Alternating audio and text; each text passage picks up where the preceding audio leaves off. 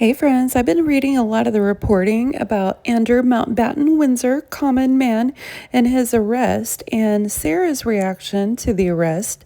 Apparently, her reaction was to jet off to the most expensive spa in the world.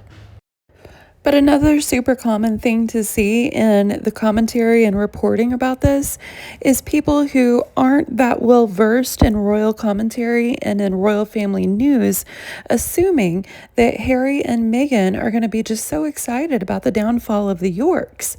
That'll make people realize that they're not so bad.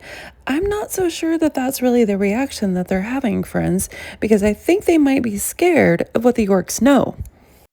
It's easy for people to forget that Harry was behaving pretty badly early on. We had the Nazi prince, we had him punching out photographers, stumbling out of nightclubs, drunk naked in Las Vegas, doing mushrooms at Courtney Cox's house, and all kinds of stuff.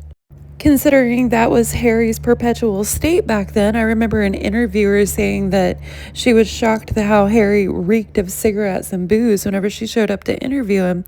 I don't think Harry would have had any kind of problem or thought twice about his divorced older uncle cavorting about with young models.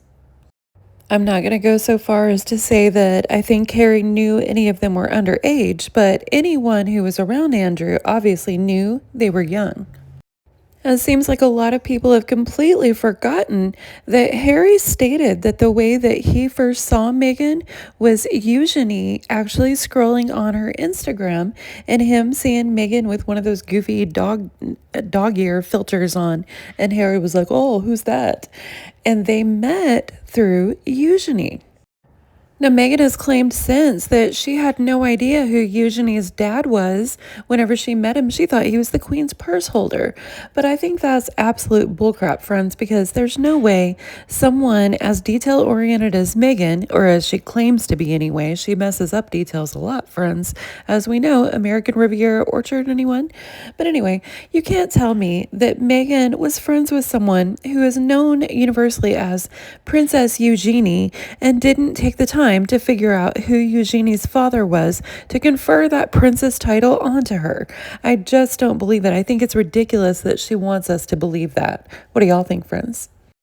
Now, another thing that's kind of gone under the radar is that Meghan first went to Royal Lodge to meet Fergie.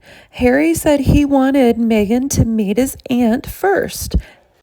And that makes perfect sense considering we know Meghan was already friends with Eugenie, and Eugenie is how they met, who brought them together. So, of course, they're going to go to Royal Lodge first and meet Eugenie's parents.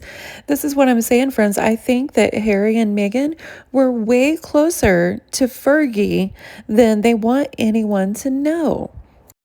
Now, we do know there was a dust up because Meghan, for some reason, has absolutely no sense of propriety and decided that it would be a good idea to announce her pregnancy with Archie at Eugenie's wedding, which pissed Sarah off pretty good, and I guess she told people off about it a little bit.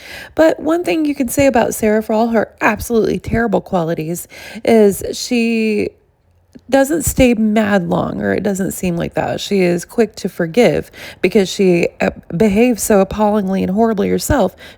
She's always needing forgiveness and knows what it feels like. So it was always really, really strange and telling to me that even when Meghan and Harry went on Oprah, whenever Harry wrote his book, whenever they did their Harry and Meghan Netflix docuseries, they didn't have a word bad to say about Sarah and Andrew. All that was said was about how Fergie taught Meghan to curtsy. She basically made fun of curtsying, and that was about it. Now let's go back and take a look at this article from 2023 before the dust ups, where they're remembering things pretty accurately and recalling from earlier articles here what Harry said about the family. It says here, Meghan and Fergie met for the first time at Royal Lodge in Windsor, October 2016, as Harry wanted his aunt to be one of the first royals to meet her. So they're on their way to Royal Lodge just to meet Fergie, maybe Andrew, whatever. And Harry suddenly says, "Okay, well, my grandmother's there, so you're going to meet her." And says, "Luckily, Fergie was on hand quickly to teach the former Suits actress about the royal tradition." Fergie was Meghan's first friend in the royal family, y'all, besides Fergie's daughter, Eugenie. It was all about the Yorks. The article says Meghan had to learn very quickly right outside in front of the Royal Lodge with Fergie, right in front of the house. We practiced and ran in. The article says Harry recalled the moment in his memoir, Spare, describing how his aunt helped Meghan learn how to act in front of his grandmother. First stop Royal Lodge to meet Fergie, because Meg already knew Fergie's daughter, Euge, and Jack, so this seemed like a logical baby step, he wrote. Harry said they walked in the door with Fergie and him both leaning into Meghan, giving her quick reminders. "When you first meet the Queen, it's Your Majesty. Thereafter, it's just ma'am, rides with ham." Fergie actually made her big comeback to the royal fold when she attended Harry and Meghan's wedding in 2018. She wasn't invited to William and Kate's. But Sarah was given an olive branch whenever it came to the Sussex's big day, and she was seen beaming as the crowd shouted her name. Going on Good Morning Britain, she explained, "I feel like I was really happy for my friend Diana, who I love."